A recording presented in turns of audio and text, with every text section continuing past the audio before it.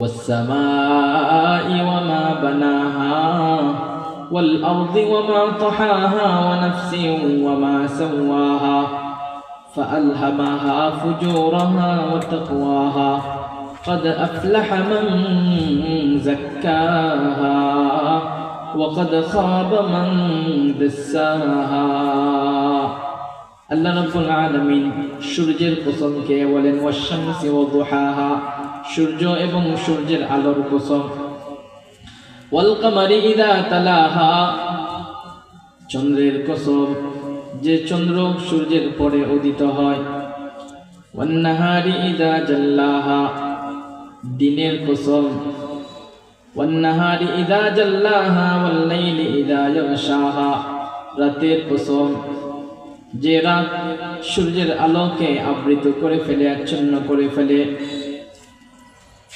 ওয়াল্লাইলি ইযা ইয়াগশাহা ওয়াস-সামাই ওয়া মা বানাহা, আসমানের কসম, আসমান যিনি বানিয়েছেন সেই সত্তার কসম, ওয়াল আরদি ওয়া মা তাহাহা, জমিনের কসম, জমিন যিনি বিস্তৃত করেছেন সেই সত্তার কসম, ফাআলহামাহা ফুজুরাহা ওয়া তাকওয়াহা, আল্লাহ রাব্বুল আলামিন প্রত্যেকটা মানুষের ভিতরে দুইটা খাসলত দিয়েছে, একটা হলো তাকওয়া অর্জনের খাসলত, আরেকটা হলো সে গুনাহ করতে পারে, গুনাহ করার সক্ষমতা। কিন্তু যে ব্যক্তি নিজেকে পরিশুদ্ধ করবে, নিজেকে কন্ট্রোল করে রাখবে, নফসকে মুত্তাকি বানাবে, পরহেজগার বানাবে, আল্লাহ রাব্বুল আলামিন বলেন কদ আফলাহা মান যাক্কাহা, যে ব্যক্তি এই নফসটাকে পরিশুদ্ধ করবে সেই দুনিয়া এবং আখিরাতে সফল কাম। ধীরস্থিরতা উঠে যাবে, মানুষ দুনিয়ামুখী হয়ে যাবে, দুনিয়ার দিকে তার সব সময় মন থাকবে, নামাজের দিকে মন থাকবে না। যখন নামাজ পড়বে তখনও ব্যবসা বাণিজ্যের দিকে মন থাকবে, বাসার দিকে মন থাকবে, কাজের দিকে মন থাকবে, ধীরস্থির ভাবে সে নামাজ আদায় করবে না। রাসূল আরবি সাল্লাল্লাহু আলাইহি ওয়াসাল্লাম বলেন আউয়ালু শাইইন ইউরফাউ মিন হাদিহিল উম্মতি আল খুশু', সর্বপ্রথম খুশু খুজু উঠে যাবে, হাত্তা লা তারা ফিহা খাশিআ, মসজিদ হবে, নতুন নতুন মসজিদ হবে, মসজিদে অনেক কারুকার্য থাকবে, একতলা, দুইতলা, তিনতলা, চারতলা, পাঁচতলা মসজিদ হবে, কিন্তু মসজিদের ভিতরে একজনকেও তুমি পাবে না যে খুশু খুজুর সাথে নামাজ আদায় করেছে, ধীরস্থির ভাবে সে নামাজ আদায় করছে। তাহলে সফলকাম মুমিনের প্রথম বৈশিষ্ট্য কি? ধীরস্থির ভাবে নামাজ আদায় করা, আস্তে আস্তে ধীরে ধীরে নামাজ আদায় করা, এটা হলো সফলকাম মুমিনের প্রথম বৈশিষ্ট্য। রাসূল আরবি সাল্লাল্লাহু আলাইহি ওয়াসাল্লাম একদিন মসজিদে নববীতে বসা, একজন গ্রাম্য ব্যক্তি মসজিদে নববীতে ঢুকে নামাজ আদায় করতে লাগলো। নামাজের পরে রাসূল আরবি সাল্লাল্লাহু আলাইহি ওয়াসাল্লামকে সালাম দিল। ফরদ রাসূলুল্লাহ সাল্লাল্লাহু আলাইহি ওয়াসাল্লাম, রাসূল আরবি সাল্লাল্লাহু আলাইহি ওয়াসাল্লাম ওই গ্রাম্য নামাজি ব্যক্তির সালামের জবাব দিলেন। সালামের জবাব দেওয়ার পরে বললেন ইরজি' ফাসাল্লি ফাইন্নাকা লাম তুসাল্লি, তুমি যাও, আবার যাও, আবার গিয়ে নামাজ আদায় করো। ফাইন্নাকা লাম তুসাল্লি, তুমি যেভাবে তাড়াহুড়া করে নামাজ আদায় করেছো সেইভাবে নামাজ হয় নাই, সহি শুদ্ধ হয় নাই, আল্লাহর কাছে কবুল হয় নাই। ওই গ্রাম্য ব্যক্তি রাসূল আরবি সাল্লাল্লাহু আলাইহি ওয়াসাল্লামের কথা শুনে সাথে সাথে আবারও নামাজ আদায় করলো। দ্বিতীয়বার নামাজ আদায়ের পরে রাসূল আরবি সাল্লাল্লাহু আলাইহি ওয়াসাল্লামের কাছে আসলো, রাসূলকে সালাম দিল। রাসূলুল্লাহ সাল্লাল্লাহু আলাইহি ওয়াসাল্লাম দ্বিতীয়বারও সালামের জবাব দেওয়ার পরে বললেন ইরজি' ফাসাল্লি ফাইন্নাকা লাম তুসাল্লি, তুমি আবার যাও, আবার গিয়ে নামাজ আদায় করো। এই ব্যক্তি দ্বিতীয়বারও নামাজ আদায় করলো, এরপরে তৃতীয়বারও নামাজ আদায় করলো। তৃতীয়বারও নামাজ আদায় করার পরে রাসূলের কাছে আসার পরে রাসূলুল্লাহ সাল্লাল্লাহু আলাইহি ওয়াসাল্লাম তাকে বললেন তুমি যাও, আবারও গিয়ে নামাজ আদায় করো। তখন ওই ব্যক্তি যখন একাধারে 3 বার নামাজ আদায় করার পরে আল্লাহর রাসূল বললেন, নামাজ হয় নাই, নামাজ আল্লাহর দরবারে কবুল হবে না। তখন সে ব্যক্তি বলল, লা উহসিনু গায়রা হাদা, ওগো আল্লাহর রাসূল, এর চেয়ে উত্তম পদ্ধতিতে আমি নামাজ পড়তে পারি না, আমাকে নামাজ শিখিয়ে দিন। রাসূল আরবী সাল্লাল্লাহু আলাইহি ওয়াসাল্লাম তখন তাকে বললেন, তুমি যখন ওযু করবা তখন পরিপূর্ণভাবে ওযু করবা, সুন্নাহ সম্মতভাবে ওযু করবা, প্রত্যেকটা অঙ্গ 3 বার করে ধৌত করবা। এরপরে যখন নামাজে দাঁড়াইবা তখন সর্বপ্রথম যতটুকু পারো, যতটুকু তোমার কাছে সহজ মনে হয় তুমি তিলাওয়াত করবা, সূরা ফাতিহা পড়বা, সূরা ফাতিহার সাথে অন্য কোনো সূরা মিলাইবা। এরপরে যখন তুমি রুকুতে যাইবা, হাত্তা তাতমাইন্না রাকিআ, রুকুতে যখন যাইবা তাড়াহুড়া করবা না, ধীরে স্থিরে রুকু আদায় করবা। এরপরে রুকু থেকে যখন দাঁড়াইবা, হাত্তা তা'তাদিলা কাইমা, সোজা হইয়া দাঁড়াইবা। অনেক মানুষ আছে দেখবেন রুকু থেকে সোজা হইয়া দাঁড়ায় না, আসেনি এরকম মানুষ? অনেক মানুষ আছে দেখবা যে রুকুতে নেই আর সোজা হইয়া দাঁড়ায় না, যায় কি সেজদা। রুকু থেকে যদি কেউ সোজা হইয়া না দাঁড়ায় তাহলে তার নামাজ হবে না। রাসূল আরবী সাল্লাল্লাহু আলাইহি ওয়াসাল্লাম বলেন, রুকু থেকে তুমি সোজা হইয়া দাঁড়াইবা। যখন সোজা হইয়া দাঁড়াইবা, সোজা হইয়া দাঁড়ানোর পরে এরপরে সেজদা যাইবা। সেজদায় যাওয়ার পরে তাড়াহুড়া করবা না, সেজদার যে তাসবিহ যেগুলো আছে, সুবহানা রাব্বিয়াল আ'লা, এই তাসবিহগুলো ঠিকঠাক আদায় করবা, শান্ত শিষ্টভাবে। এইভাবে তুমি নামাজ আদায় করবা। রাসূল আরবী সাল্লাল্লাহু আলাইহি ওয়াসাল্লাম একদিন সাহাবায়ে কেরামদেরকে উদ্দেশ্য করে বললেন, আমার সাহাবীরা, তোমরা তো চোর কাকে বলে? চোর বলা হয়, আমরা তো সাধারণত জানি যে কারো সম্পদ লুকাইয়া চুরি করে নিয়ে যায়, তাকে চোর বলা হয়। রাসূলুল্লাহ সাল্লাল্লাহু আলাইহি ওয়াসাল্লাম বলেন, আসওয়াউন নাসি সারিকাতান আল্লাযী ইয়াসরিকু মিন সালাতিহি, সবচেয়ে খারাপ চোর হলো ওই চোর যে নামাজের মধ্যে চুরি করে। যে ব্যক্তি নামাজের মাঝে চুরি করে সে হলো সবচেয়ে মন্দ চোর, খারাপ চোর। সাহাবায়ে কেরাম আশ্চর্যিত হইয়া জিজ্ঞাসা করলেন, ইয়া রাসূলুল্লাহ, ইয়া হাবিবাল্লাহ, ওয়া কাইফা ইয়াসরিকু মিন সালাতিহি, নামাজ থেকে কিভাবে চুরি করে, নামাজের মাঝে কিভাবে চুরি করে? রাসূল আরবী সাল্লাল্লাহু আলাইহি ওয়াসাল্লাম তখন ব্যাখ্যা দিয়ে বললেন, আল্লাযী লা ইউতিম্মু রুকুআহা ওয়ালা সুজুদাহা, ওই ব্যক্তি হলো সবচেয়ে মন্দ চোর যে ব্যক্তি নামাজের মধ্যে চুরি করে। আর নামাজের মধ্যে চুরি করার অর্থ হলো যে ব্যক্তি ঠিকমতো রুকু করে না, সেজদা আদায় করে না, সে হলো নামাজের মাঝে চুরির শামিল, নামাজ থেকে সে চুরি করে। আর ওই চোর হলো আল্লাহর কাছে সবচেয়ে মন্দ চোর, নিকৃষ্ট চোর।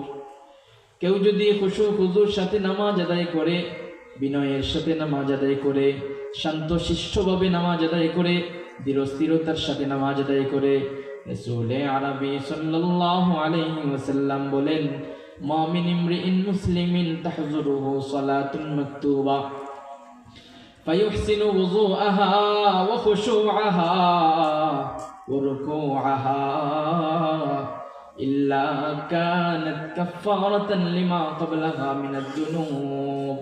নামাজের সময় হইছে, সাথে সাথে নামাজে দাঁড়াইয়া গেলেন, নামাজে দাঁড়ানোর পরে সুন্দরভাবে ওযু করলেন, সুন্দরভাবে ওযু করার পরে নামাজে দাঁড়াইলেন। নামাজে দাঁড়ানোর পরে যদি শান্ত শিষ্টভাবে নামাজ আদায় করেন, ঠিকমতো রুকু করেন, ঠিকমতো সেজদা আদায় করেন, রাসূল আরবী সাল্লাল্লাহু আলাইহি ওয়াসাল্লাম বলেন, কেউ যদি শান্ত শিষ্টভাবে নামাজ আদায় করে, খুশু খুজুর সাথে নামাজ আদায় করে, আল্লাহ রাব্বুল আলামিন সাথে সাথে খুশু খুজু বিশিষ্ট, শান্ত শিষ্ট বিশিষ্ট নামাজের বদৌলতে তার জিন্দেগির সমস্ত গুনাহ খাতা ক্ষমা করে দিবেন। তাইলে ধীরে স্থিরে নামাজ পড়লে ফায়দা আসেনি? কিতা ফায়দা? আল্লাহ জিন্দগির পিছনের সকল গুনাহ আল্লাহ মাফ করে দিবা। ফরমতো ইনশাআল্লাহ, ফরমতো ইনশাআল্লাহ। এই গুণটা আমরা সকলেই অর্জন করবো তো ইনশাআল্লাহ।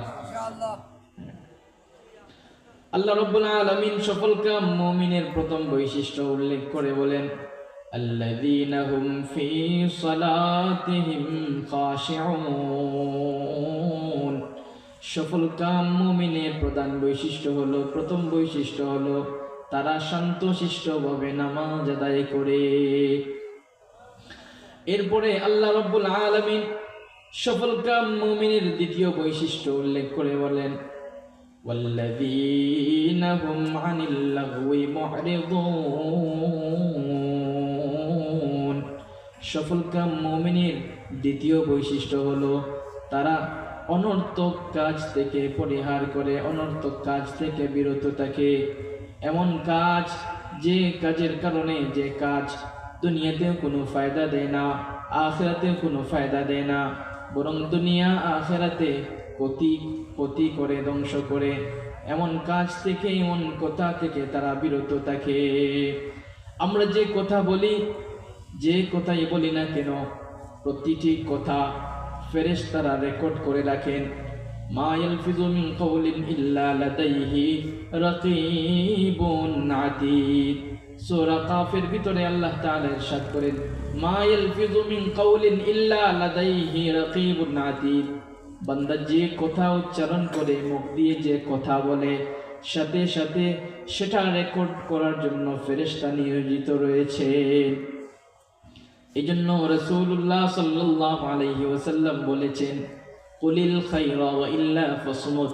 হয়তো ভালো কথা বলো, নতুবা চুপ থাকো। ফিতনার জামানা দেখবেন, দোকানে বসে বসে অন্যের সমালোচনা, দোকানে বসে বসে অন্যের গীবত চর্চা, দোকানে বসে বসে পরনিন্দা, দোকানে বসে বসে মানুষের সমালোচনা। এই জন্য রাসূলুল্লাহ সাল্লাল্লাহু আলাইহি ওয়াসাল্লাম, হাল ইয়াকুবুন নাসা ফি নারি জাহান্নামা ইল্লা হাসাইদু আলসিনাতিহিম।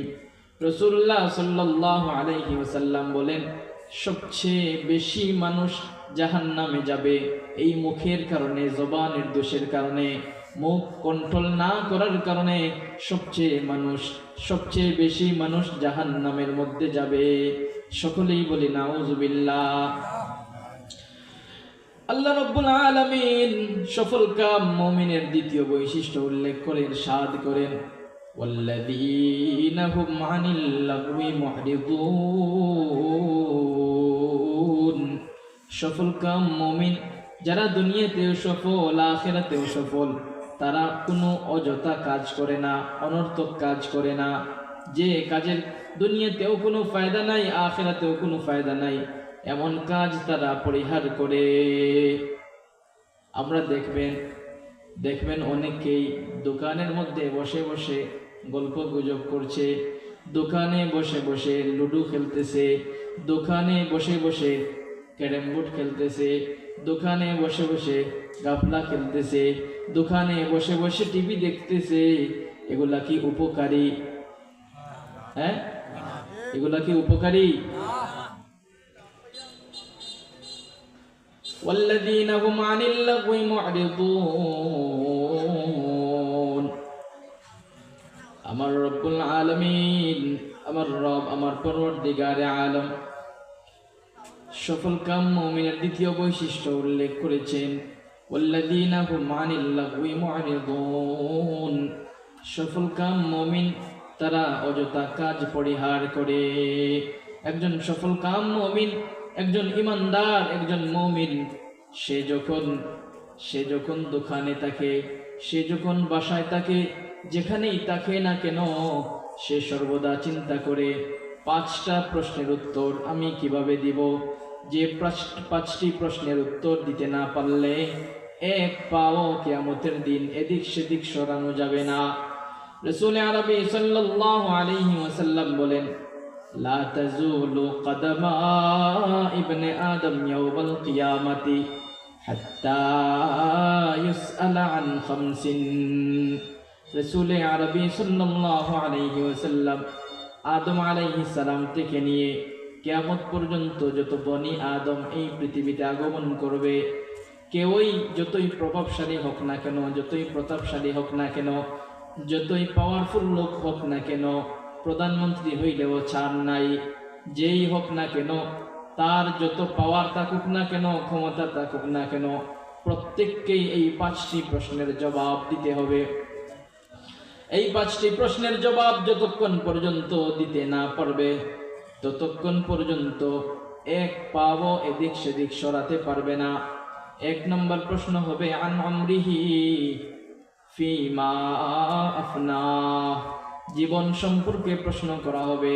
আল্লাহ তাআলা আমাদেরকে যে হায়াত দিয়েছেন, 60 বছর 70 বছরের যে হায়াত দিয়েছেন, 80 বছরের যে হায়াত দিয়েছেন, 90 বছরের যে হায়াত দিয়েছেন, 100 বছরের যে হায়াত দিয়েছেন, এই হায়াতটা আমরা কিভাবে কাটাইলাম? নামাজের মাঝে কাটাইলাম নাকি নামাজ না পড়িয়া কাটাইলাম? আল্লাহর ইবাদতের মধ্যে কাটাইলাম নাকি নাফরমানির মধ্যে কাটাইলাম? জবাব কিন্তু দিতে হবে, হিসাব কিন্তু দিতে হবে। হিসাব না দিয়ে এক পাও এদিক সেদিক সরানো যাবে না। রাসূল আরবি সাল্লাল্লাহু আলাইহি ওয়াসাল্লাম বলেন, দ্বিতীয় প্রশ্ন হবে ওয়ান শাবাবিহি ফিমা আবলা। আল্লাহ তাআলা স্পেশাল যে পাওয়ার দিয়েছেন, যৌবন দিয়েছেন। আমরা জন্মসূত্রে কেউই শক্তিশালী ছিলাম না, জন্মের পরে আমরা হাঁটতে পারি নাই, কোনো কিছু শক্ত কোনো কিছু খাইতে পারি নাই। রব্বুল আলামিন অলৌকিকভাবে আমাদেরকে বড় করেছেন। আস্তে আস্তে আমরা হাঁটতে শিখেছি, দৌড়াতে শিখেছি। এরপরে আল্লাহ রব্বুল আলামিন আমাদেরকে যে শক্তি দান করেছেন, যৌবনকাল দিয়েছেন, প্রাপ্তবয়স্ক হওয়ার পর থেকে নিয়ে বৃদ্ধ হওয়ার পর্যন্ত যে সময়, এই সময়টাকে বলা হয় শাবাব, যৌবনকাল। এই সময়ে মানুষ যা ইচ্ছা তাই করতে পারে, যেটি চায় সেটি করতে পারে, সেই সক্ষমতা তার মাঝে থাকে। রাসূলুল্লাহ সাল্লাল্লাহু আলাইহি ওয়াসাল্লাম বলেন, দ্বিতীয় প্রশ্ন করা হবে ওয়ান শাবাবিহি ফিমা আবলা, যৌবনকাল সম্পর্কে জিজ্ঞাসা করা হবে। এই যৌবনকাল কিভাবে কাটাইছো? কিভাবে কাটাইছো? সারা রাত ফোনের ভিতরে, মোবাইলের ভিতরে, ফেসবুকের ভিতরে, ইউটিউবের ভিতরে কাটাইছো কিনা? নাকি আল্লাহর জিকিরে কাটাইছো, ইবাদত বন্দেগীতে কাটাইছো, নামাজের মাঝে কাটাইছো? এগুলো কিন্তু কিয়ামতের দিন হিসাব দিতে হবে। 3 নম্বর প্রশ্ন করা হবে ওয়ান মালিহি মিন আইনা ইকতাসাবাহু ওয়া ফীমা আনফাকাহু, উপার্জন সম্পর্কে জিজ্ঞাসা করা হবে। আমরা যে ইনকাম করি, এই ইনকামের হিসাব দিতে হবে। হালালভাবে নাকি হারামভাবে ইনকাম করছি, বৈধ উপায়ে ইনকাম করছি নাকি অবৈধ উপায়ে ইনকাম করছি। বৈধ উপায়ে কষ্ট করে ব্যবসা বাণিজ্যের মাধ্যমে ইনকাম করছি নাকি সুদ লাগাইয়া ইনকাম করছি, এটি কিন্তু কিয়ামতের দিন আল্লাহর কাছে হিসাব দিতে হবে। অনেকেই সুদ খায়, লুকাই লুকাইয়া সুদ খায়। যাকে সুদ দেয় বলে, তুমি কোনো মানুষের কাছে বইল না যে আমি তোমাকে সুদে দিয়েছি, কিন্তু আল্লাহর কাছে সব কিছু কিন্তু পরিষ্কার। আল্লাহ থেকে কেউ গোপন রাখতে পারবে? আল্লাহ থেকে কেউ গোপন রাখতে পারবে? এই জন্য যৌবনকাল সম্পর্কে জিজ্ঞাসা করা হবে। 3 নম্বর, মাল সম্পর্কে, ইনকাম সম্পর্কে জিজ্ঞাসা করা হবে, কিভাবে ইনকাম করেছি। 4 নম্বর প্রশ্ন করা হবে, এই ইনকাম করা টাকা কিভাবে খরচ করেছি। জুয়ার মধ্যে খরচ করেছি, বাজির মধ্যে খরচ করেছি, দাও লাগাইয়া খরচ করেছি। এরপরে অনেক সময় বিভিন্ন ধরনের কনসার্ট হয়, গানের আয়োজন হয়। হারাম কাজে ব্যয় করেছি নাকি হালাল কাজে ব্যয় করেছি। ওয়াজ মাহফিলে দান করেছি, দান করে আমার মাল খরচ করেছি নাকি কনসার্টে গানের আয়োজনে খরচ করেছি, এটি কিন্তু আল্লাহর কাছে হিসাব দিতে হবে। এরপরে 5 নম্বর প্রশ্ন করা হবে, এই যে আপনারা ওয়াজ শুনতেছেন, মসজিদে ওয়াজ শোনেন, মাহফিলের মধ্যে ওয়াজ শোনেন, দ্বীনি শিক্ষা অর্জন করছেন, দ্বীনি ইলম হাসিল করছেন, কতটুকুর উপরে আমল করতেছেন, কতটুকুর উপরে আমল করেছেন সেই আমল সম্পর্কে জিজ্ঞাসা করা হবে। ইলম অনুযায়ী কি পরিমাণ আমল করেছি সেই সম্পর্কে কাল কিয়ামতের দিন আমাদের সবাইকে হিসাব দিতে হবে। এই 5টা প্রশ্ন যদি আমরা যথাযথভাবে উত্তর না দিতে পারি তাহলে এক পাও এদিক সেদিক সরাতে পারবো না। এজন্য রব্বুল আলামিন দ্বিতীয় যে সফলকাম মুমিনদের দ্বিতীয় যে বৈশিষ্ট্যের কথা বলেছেন সেটি হলো ওয়াল্লাযীনা হুম আনিল লাগওয়ি মু'রিদুন। সফলকাম মুমিন যে কাজ দুনিয়াতে কোনো ফায়দা নাই, আখিরাতেও কোনো ফায়দা নাই, যে কথায় দুনিয়াতেও কোনো ফায়দা নাই, আখিরাতেও কোনো ফায়দা নাই, এমন কথা এবং কাজ থেকে তারা বিরত থাকে।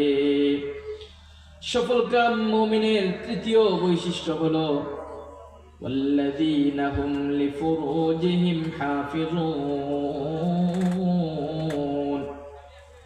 والذين هم عن اللغو معرضون والذين هم للزكاة فاعلون। সফলকাম মুমিনের তৃতীয় বৈশিষ্ট্য হলো, এখানে 2টা তাফসীর। এক তাফসীর অনুযায়ী তারা যাকাত আদায় করে। সফলকাম মুমিন যাদের উপরে যাকাত ফরজ হয়ে গেছে, যারা নেশাব পরিমাণ সম্পদের মালিক, তারা বছর শেষে যাকাত আদায় করে। আল্লাহ রাব্বুল আলামিন সূরাতুত তাওবা ইরশাদ করেন, যারা যাকাত আদায় করে না তাদের ব্যাপারে হুঁশিয়ারি দিয়ে বলেন, তাদেরকে সতর্ক করে বলেন, ওয়াল্লাযীনা ইয়াকনিজুনা আয-যাহাবা ওয়াল ফিদ্দাতা ওয়া লা ইউনফিকুনাহা ফী সাবিলিল্লাহ ফাবাশশিরহুম বিআযাবিন আলীম يوم يحمى عليها في نار جهنم فتكوى بها جباههم وجنوبهم وظهورهم هذا ما كنزتم لأنفسكم فذوقوا ما كنتم تكنزون। যারা সোনা এবং রূপা শুধু সঞ্চয় করে, আল্লাহর রাস্তায় দান করে না, যাকাত দেয় না, রব্বুল আলামিন বলেন কিয়ামতের দিন এই স্বর্ণ এবং রূপাকে জাহান্নামের আগুন দিয়ে গরম করা হবে। জাহান্নামের আগুন দিয়ে গরম করার পরে সেই স্বর্ণ এবং রূপা দিয়ে যার উপরে যাকাত ফরজ হয়েছিল কিন্তু যাকাত দেয় নাই, আল্লাহর রাস্তায় দান করে নাই, ওই ব্যক্তির কপালের মধ্যে দাগ দেওয়া হবে, পিঠের মধ্যে দাগ দেওয়া হবে, পার্শ্বের মধ্যে দাগ দেওয়া হবে। সকলেই বলি নাউযুবিল্লাহ। দাগ দেওয়ার পরে বলা হবে হাদা মা কানাজতুম লিআনফুসিকুম, যার মাধ্যমে, যে সোনার মাধ্যমে, যে রূপার মাধ্যমে তোমাদেরকে দাগ দেওয়া হচ্ছে, শাস্তি প্রদান করা হচ্ছে, এটি হলো তোমাদের সেই স্বর্ণ সেই রূপা, যে স্বর্ণ এবং রূপাকে তোমরা সঞ্চয় করেছিলে, যে স্বর্ণ এবং রূপার যাকাত তোমরা আদায় করো নাই। রাসূলুল্লাহ সাল্লাল্লাহু আলাইহি ওয়াসাল্লাম হাদিসের মধ্যে ইরশাদ করেছেন, মান আতাহুল্লাহু মালান ফালাম ইউআদ্দি যাকাতাহু মুসিলা লাহু মালুহু ইয়াওমাল কিয়ামাতি শুজাআন আকরাআ লাহু যাবিবাতান ফায়ুতাওয়াকুহু থুম্মা ইয়াখুযু বিলিহজামাতাইনি ফায়াকুলু আনা মালুকা আনা কানজুকা। রাসূল আরবি সাল্লাল্লাহু আলাইহি ওয়াসাল্লাম বলেন, যে মানুষকে আল্লাহ রাব্বুল আলামিন অর্থ সম্পদ দান করেছেন, অর্থশালী বানিয়েছেন, বিত্তশালী বানিয়েছেন, ধনী বানিয়েছেন, কিন্তু ধনী হওয়ার পরে আল্লাহকে ভুলে গেছে, ধনী হওয়ার পরে মালের যে যাকাত দিতে হবে সেটা সে ভুলে গেছে, যাকাত প্রদান করে নাই, কিয়ামতের দিন ওই ধনী ব্যক্তিকে যে যাকাত আদায় করে নাই, কিয়ামতের দিন তার এই ধন সম্পদকে আল্লাহ রাব্বুল আলামিন সাপ বানাবেন। কি বানাইবেন? সাপ বানাইবেন, সাপ বানাইবেন। সাপ বানানোর পরে এই সাপ তাকে দংশন করতে থাকবে, কামড় দিতে থাকবে, তার গলার মধ্যে পেঁচিয়ে দেওয়া হবে। এই সাপ তাকে দংশন করতে থাকবে, দংশন করতে থাকবে, আর বলতে থাকবে আনা মালুকা আনা কানজুকা, আমি তোমার সেই সম্পদ, আমি তোমার সেই সঞ্চিত অর্থ, যে অর্থের তুমি যাকাত প্রদান করো নাই। যে সম্পদের তুমি যাকাত আদায় করো নাই।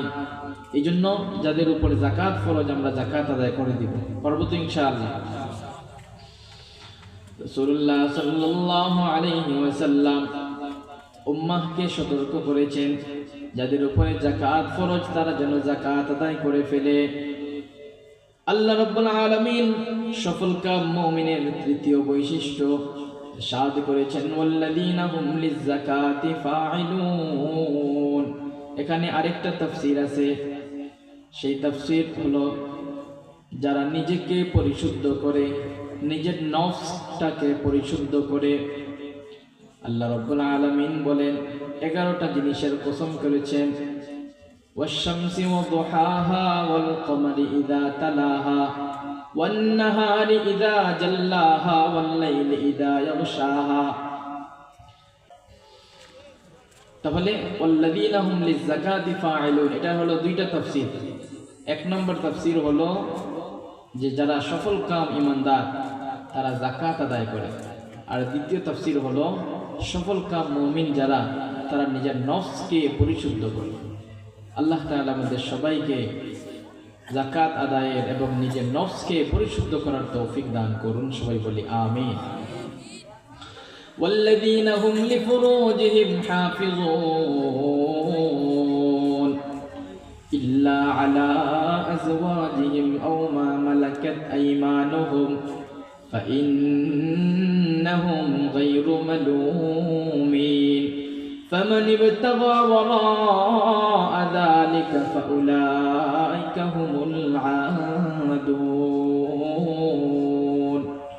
রব্বুল আলামিন সফলকাম মুমিনদের চতুর্থ বৈশিষ্ট্য উল্লেখ করে বলেন, সফলকাম মুমিন তারা নিজেদের লজ্জাস্থানকে হেফাজত করে, নিজের লজ্জাস্থানকে হেফাজত করে। রাসূলুল্লাহ সাল্লাল্লাহু আলাইহি ওয়াসাল্লাম হাদিসের মধ্যে ইরশাদ করেন, মান ইয়াযমান লি মা বাইনা লাহইহি ওয়া মা বাইনা ফাখিদাইহি আযমান লাহুল জান্নাহ।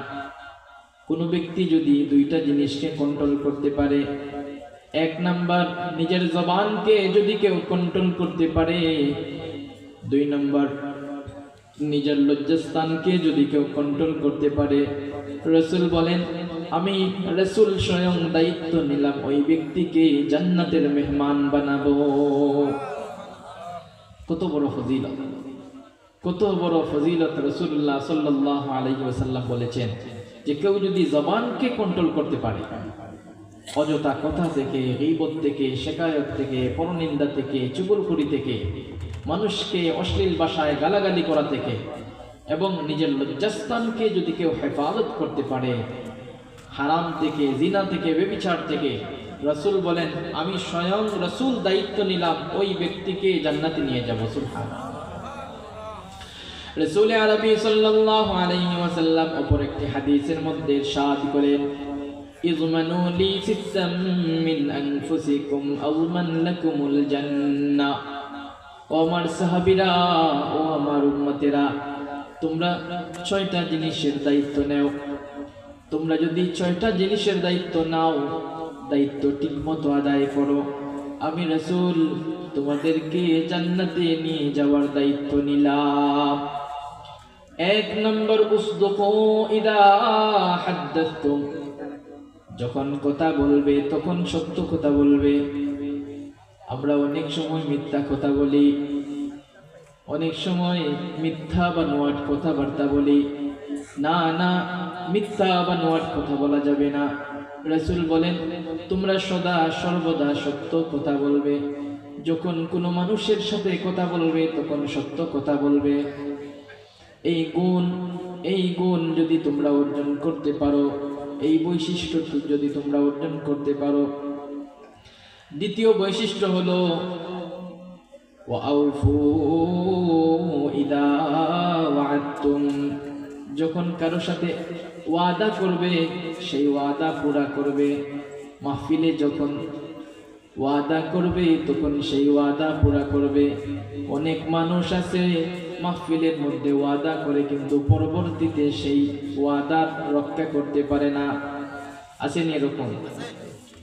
মাহফিলে লেখা দিয়েছে 5,000 টাকা, পরে আটতে আটতে আট তুকাইও মিলে না। রাসূল আরবী সাল্লাল্লাহু আলাইহি ওয়াসাল্লাম বলেন ওয়াউফু ইদা ওয়া'আদতুম। দ্বিতীয় গুণ হলো যখন তোমরা ওয়াদা করবে তখন ওয়াদা পুরা করবে। 3 নম্বর গুণ হলো ওয়া'আদ্দু ইদা তুমিনতুম। যখন তোমাদের কাছে কোনো আমানত রাখা হবে সেই আমানতটা যথাযথভাবে আদায় করবে। তোমাদের কাছে যদি কোনো আমানত রাখা হয়, কেউ যদি আমানত রাখে, টাকা পয়সা আমানত রাখে, মাল আমানত রাখে, কোনো কিছু যদি তোমাদের কাছে আমানত রাখে সেই আমানতটা যথাযথভাবে আদায় করবে। 4 নম্বর